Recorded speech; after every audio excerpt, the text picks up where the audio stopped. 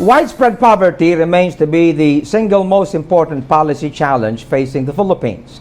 Not only poverty is high when compared to other countries, but the rate of poverty reduction has been slow. Ipinagmalaki ng nakarang administrasyon ang malakas at matatag na ekonomiya, ngunit nananatiling isa sa bawat apat na Pilipino o 26% ng ating populasyon ay mahirap. At ang hamon para sa kasalukuyang administrasyon ay iparamdam sa bawat Pilipino, lalo na sa tinatawag nating poorest of the poor, ang sinasabing malakas na paglago ng ating ekonomiya. The Filipino should feel the benefits of the growing Philippine economy. If we are to address the issue of poverty with some degree of success, we have to actively encourage the Filipino to venture into what we can call entrepreneurial activities. Entrepreneurship can provide the solution through income generation, job creation, and social empowerment. Yan ang pag-uusapan natin. Kasama ang isang napakagiting na isang kadalakihan, si Mr. Neil Delgado. Welcome, Neil, sa Lighthouse Cafe. Thank you po, Bishop. Oo, at maraming salamat sa iyong pagpapaunlak para mas maibahagi natin ang tungkol dito sa entrepreneurship sa ating mga mamamayan. Subalit, bago tayo magpatuloy, ay alamin muna natin ang sitwasyon ng entrepreneurship sa ating bansa. Ayon sa Philippine Statistics Authority, mayroong 941,174 na mga negosyo sa Pilipinas. 99.6% ng mga ito ay micro, small, and medium enterprises o MSMEs. Karamihan sa mga negosyong ito ay nasa wholesale and retail trade, repair of motor vehicles and motorcycle industries, accommodation and food services, at manufacturing. Para sa ating kaalaman, ang isang negosyo ay maituturing na MSME kung ang asset size nito ay hindi lalagpas ng 100 million pesos at ang mga empleyado ay 200 katao pababa. Micro kung ang asset size ay 3 million pesos pababa at hindi hihigit sa 5 ang mga empleyado. Small kung ang negosyo ay nagkakahalaga ng 3 to 15 million pesos at may 10 to 99 employees. At medium kung ang asset size ay 15 to 100 million pesos at may 100 to 200 employees. Napakalaking papel ang ginagampanan ng mga MSME sa ating bansa. 40% na ating ekonomiya ay kontribusyon ng mga negosyong ito. Halos 5 milyong trabaho ay dahil sa mga MSMEs at ito ang bumubuo sa mahigit 60% ng mga trabaho sa lahat ng negosyo sa Pilipinas. If we are to empower the poor, enhance production, and encourage innovation, entrepreneurship is the way to go. And so, patuloy tayo kay Neil. Neil, anong ginagawa mo ngayon? At anong naging background mo sa entrepreneurship? I'm actually right now connected with a water company. Oo. And we're looking for investment here in the Philippines. Yes. But this time sa mga bulk water supply nationwide. And we are looking for a company that we can invest in para pagpalago ng negosyo. At yung involvement mo dyan, nagkaroon ka na ng mga award yata, ng mga parangal, hindi ba? Opo. Dati nasa franchising company po ako ng Yes. water and we had many accolades during that time. At napangalanan kami na best franchisee among of our sa aming mga peers, sa aming mga trade associations. Yes. Opo. Well, una, sa mga datos na mayroon tayo, lalo na nung nakarang administrasyon, ay mataas, no, ang naging rate ng ating growth. At masasabi natin na, well, ito'y maganda sa papel, no, maganda sa masasabing prospect. Subalit, ang complaint ng tao ay hindi naramdaman ito. Opo. Okay. Anong dahilan doon? Ang nangyayari po kasi dyan, kaya hindi naramdaman, karamihan na nakinabang dun sa sinasabing 6% growth or 6.7% growth ay hindi naman talaga dun sa bumaba sa mga micro level or sa mga small businesses. Wala kasi real investment na dinadala talaga dito sa atin. Yung pumapasok kasi sa atin na investment are more on hot money na sinasabi. Kaya ang stock market natin malakas eh. Okay. No, when I talk about real investments, ito po yung talagang nilalagay dapat ng mga investors na halimbawa magsisimula talaga ng negosyo. Yes. At magpapatakbo ng panibagong negosyo o maglalagay ng manufacturing unit dito sa atin. Hindi yung mga foreign direct investment dito, hindi po ganun ang pinaglalagakan. Ang pinaglalagakan po yung mga existing company na meron na tumatakbo at doon nila nilalagay muna pansamantalang pera. At this is more on a speculative eh. So Kasi- yung malaki, lalo lumalaki. Yung maliit, lalo lumiliit. Opo, yun ang Oo. nangyayari doon. Kasi yung placement kasi ng investment hindi nadadala doon sa talagang nakakapagbigay ng trabaho. So we can say therefore na kinakailangan magkaroon ng isang polisiya, no, a policy change para ma-address ito. More than the policy, Pastor, is maraming kailangang i-provide din ng gobyerno eh. If we're talking Yes. about investment and business. Eh. Naririyan po yan ang, like for example, power sa ating kuryente. Napakamahal po ng kuryente natin. Yun ang mga ilang challenges. Pero Mga what you're saying is this, challenges, hindi natin masasabing friendly o wine-welcome ng ating sistema yung pagpapalago ng mga maliliit. Parang ganun. Kulang po ang policy doon pagdating sa... May mga na-develop na in the past, pero kulang pa rin. Kailangan ng suporta talaga ng gobyerno para Okay. mapalawig yung ano na... Pag-usapan muna natin ang kakayanan ng Pilipino. Opo. Ako, bilib ako sa Pinoy. Napaka-innovative natin, marami tayong kaparaanan, di ba? Yung bang hindi mo talaga mailubog ng husto, no? Tataas at tataas.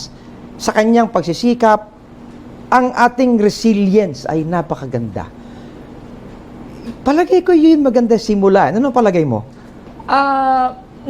Ihalimbawa ko lang po siya sa nangyari sa Japan nung halimbawa ng World War II. Ang nangyari kasi nung sila pagkatapos ng World War II, naging flatten sila. Yes. And according to Akio Morita, yung founder ng Sony, the war is yun ang naging equalizer ng lahat. Eh.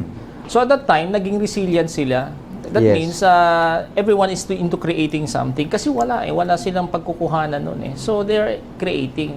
Now, ang difference lang dito sa atin, hindi tayo nasanay ng ganon. But more on kasi ang ano natin, more on sa services side eh. Yes. So ang focus ng mga tao is, halimbawa, pagka nakatapos ka, magtrabaho ka. No, wala talagang encouragement talaga na they should go into entrepreneurship. So ito yung nasa parang kultura, yung mindset. Po talaga ang nakikita kong ano diyan kasi in my experience din po no, I came from a business family ano po. Although nung ako'y nagsimula, bata pa kami noon, binigyan kami ng negosyo ng parents ko noon, nasa Baguio kami at kami nagpatako doon. Pero no, ang laging sinasabi ng father ko, he doesn't want us to be in that business. Parang sinasabi niya, ayaw niya kami i-encourage doon. Gusto niya Yes. makatapos kami at pag kami nakatapos kami, mag-pursue kami doon sa career na tinapos namin. So that is actually true sa maraming mga pamilya ngayon. Doon pa lang sa pamilya, wala silang focus talaga na sabihin doon sa encouragement doon sa mga bata na talagang So they we should need go to develop this outlook. Opo. Oo, yung pwede kang maging risk taker, 'di ba? Yung pwede kang mamuhunan, no? Yun nga lang yung equipping kinakailangan sigurong maibaba pa natin. Opo. Pero ibig sabihin, ang punto ko dito ito, meron tayong paghuhugutan. 'Di ba? So, ang kinakailangan na lang ay yung bang pag-i-equip, yung pag-i-encourage ay maihatid natin kasi meron na ang paghuhugutan. So, it's both bottom up and top down para we can meet Tama po halfway. yan. Mhm. Okay. May skill ang tao, kaya lang kasi hindi nila alam kung saan nila lalagay yung skill eh. Oo. Now, ako nga may binabanggit nga na like my daughter kasi nag-aaral po siya ng architecture. Binanggit ko sa kanya, alam mo, anak, pagka ikaw nakatapos ng architecture, hindi ka dapat mag-focus sa profession lang kasi profession Correct. being architecture. You should treat your profession as a business. Yes. So, kailangan dapat, ang iniisip mo is go into the business. Hindi magtatrabaho ka after nun, pero nandiyan kasi yung yung... Ako, alam mo, bilang isang lingkod ng Panginoon, nagtuturo ako na maraming prinsipyo mula sa banal na kasulatan na we should appreciate. Because God gives us many resources. No? Maraming equipping. We only have to enhance it, no? Yung mga areas na yan, and develop them. Okay? Training, kinakailangan. But then, ang setting natin, okay, dapat makatulong. Dapat maibaba natin. Okay?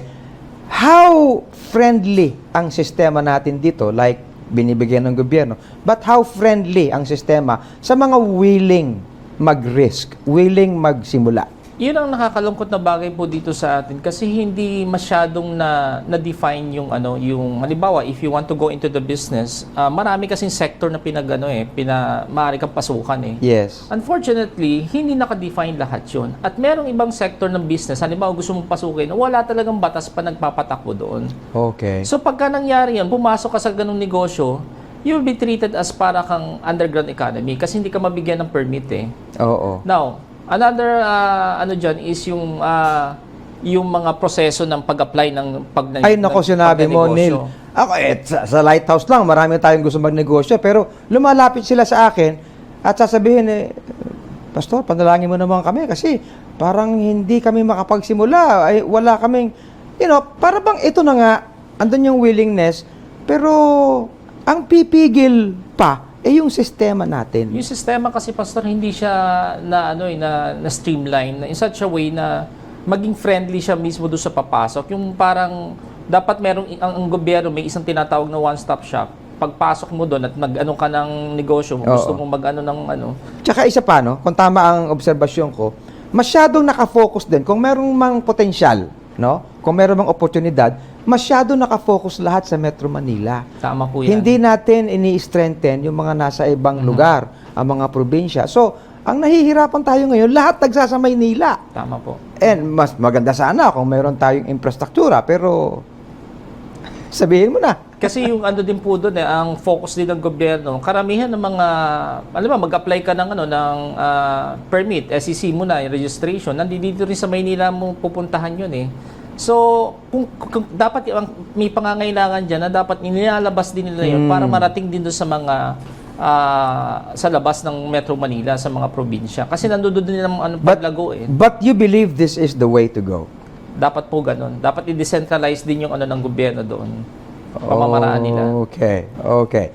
So, given halimbawa na meron tayong ganyang mga opportunities, maganda ang sistema, how does one start?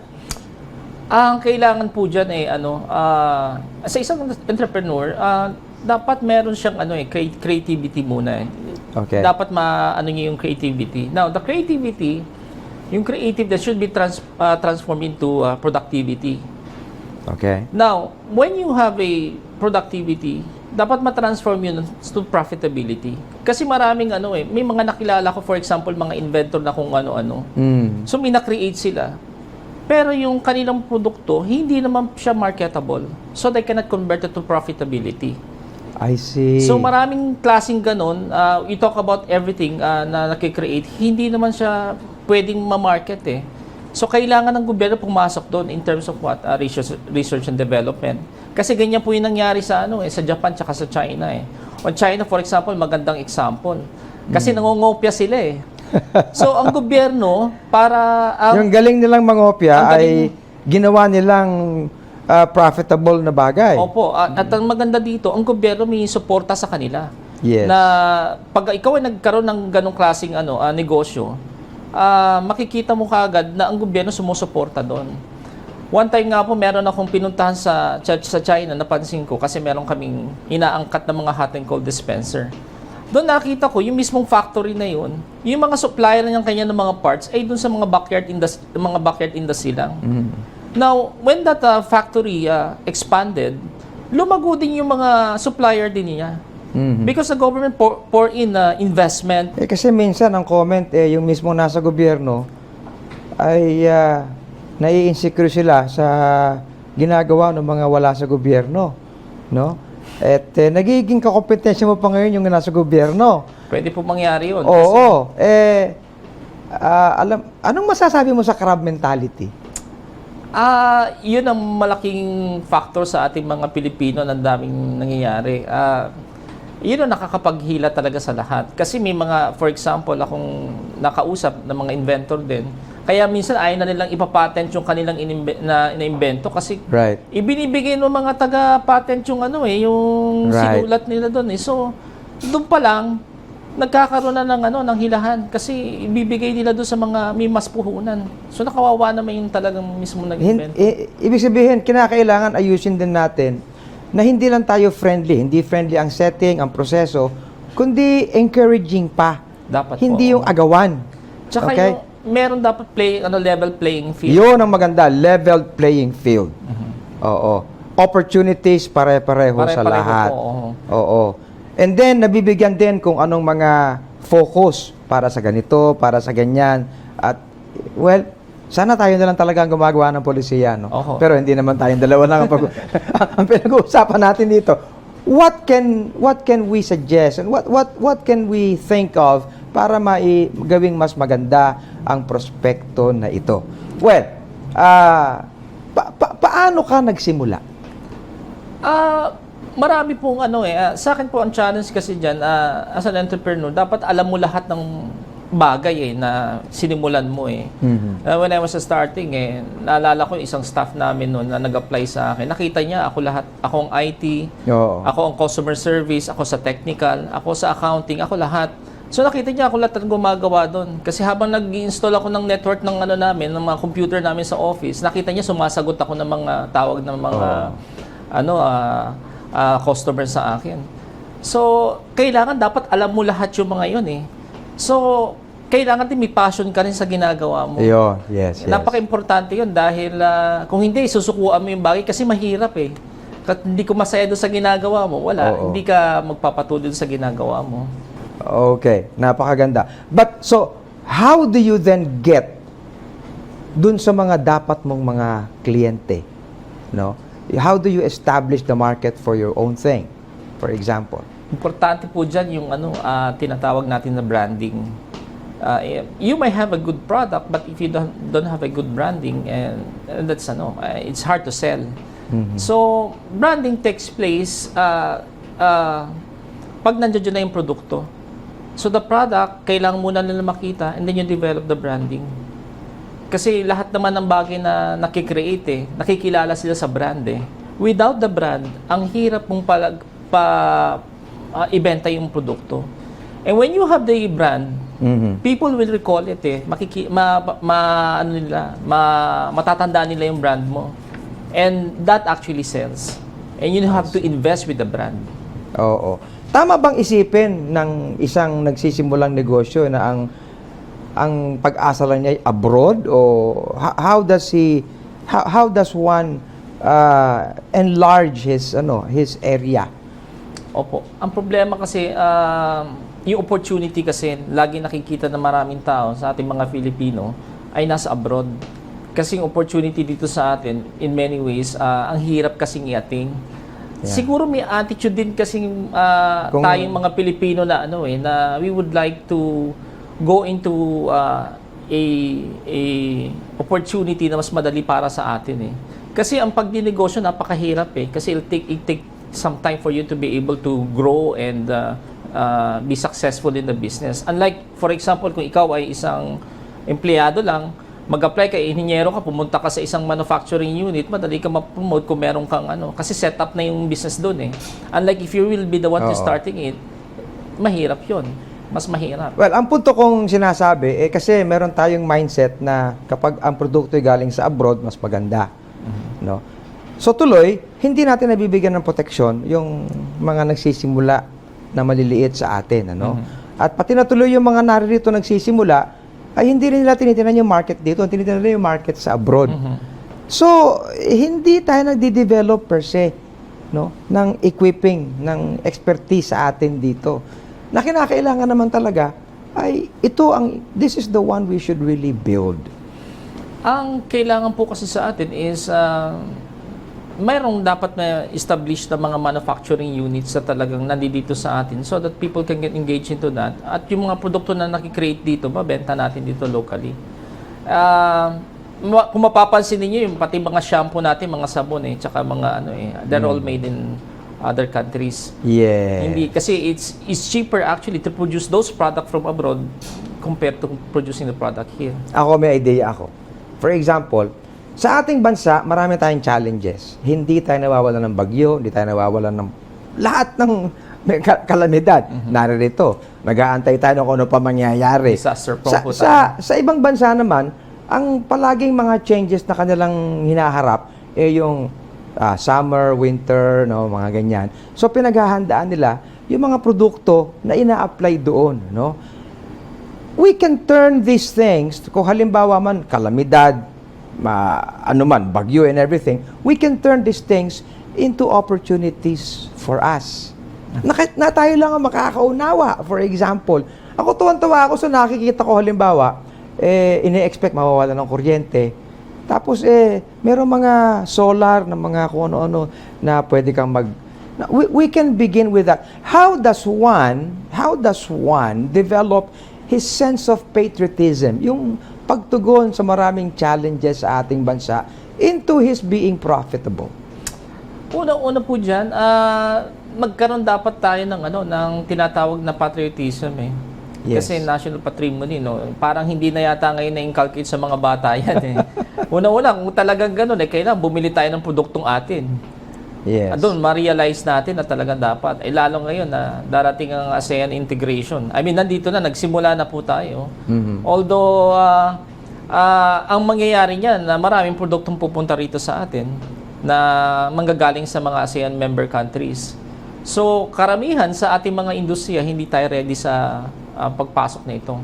Pero, on the other hand, it's an opportunity for us to broaden our market. Kung ikaw ay isang Yes. negosyante at you have a product here, you can actually broaden your market by going outside. And if you don't have products here na ibebenta mo, you can go from other countries and look for the opportunity there and bring the product here in the Philippines. Or, if not the product, the manufacturing here in the Philippines.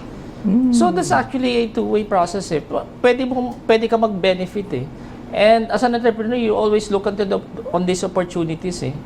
Although marami lang talaga mga industries, ang pinaka masasaktan sa atin yung agriculture dyan eh. Kasi mas mura talagang i-produce sa ibang bansa eh. Mas mataas ang yield nila kaysa sa yield sa atin. Hindi tayo handa sa sektor na yan. Pero you really believe that the way to go is entrepreneurship? Tama po. Kasi kailangan dapat ang bawat isa ay negosyante. Even for that matter, sinasabi ko nga, ang dapat na nagpapatakbo ng bansa natin, dapat isa ay negosyante. Okay. Because there's wisdom behind that. Kasi kailangan dapat meron kang skill how to manage people and skill to negotiate and market. Yes. So these are the things that an entrepreneur should have. Disciplines para sa isang gustong pumasok sa ganyan. Anong discipline dapat mayroon siya? For example, yung bang hindi ka pwedeng mag-spend more than what you earn. Tell us some things, mga disciplines na Yes, kailangan. tama po yan. Kasi hindi lang po yun. Karamihan na nagiging problema din sa mga entrepreneur is pagka kumita sila, nagkakaroon na sila ng tinatawag nating comfort level nila. Oo. So they stop there. Oo. So hindi na sila, yung pera nila na kinikita nila, hindi na binabalik sa negosyo. So hindi na nag-expand yung negosyo. Yung kita nila parang bulalakaw. Parang Sabi nga ng tatay ko nung araw, hayun, biglang kislap at bigla ring nawala. Tsaka isa pa dyan, yung mga challenges sa mga entrepreneur, hindi na rin lumalago yung business nila. So hindi na nila nag-iisip. Nung naging successful na sila, yun ang comfort level na nila, ayaw na nilang lumago. Ayaw na nila nagdagdag ng sakit ng ulo. So, nag-stay na lang sila. And then to bring this down to the next generation, yun ang isa pa. That's the challenge. Ano po. Marami nga nagsasabi, katulad maraming mga business tycoon tayo dito. They started out, they build the business. The Yes. second generation establishes the business and expand it. But the third generation spends it. Well, hindi. But it's good talking about this thing. Sapagkat gusto natin na sa pamamagitan ng ating programa, mabuksan ng maraming kaisipan. No, na pwede naman palang mangyari. No? And we have some potentials here because basically our country is rich. We have God-given riches. So, Neil, nasa iyo ang pagkakataon. If you will be asked, ano ang isang mensahe mo para sa ating mga kababayan? Well, ang kailangan lang po natin is maging, unang-una, nabanggit po natin, maging self-reliant tayo. And we should accept the fact na marami tayong pagkukuhanan ng resources dito sa atin. And if you want to go into entrepreneurship, kailangan mo lang talaga yung nabanggit ko kanina, maging creative kayo. And creativity needs to be translated to be productive. Dapat magkaroon siya ng productivity. And of course, that para lumago yan, kailangan mo ng profitability. And that's actually the cycle At you don't stop there. Kailangan dapat magpatuloy yun. Okay, maraming salamat, Neil. Entrepreneurship is the way to go.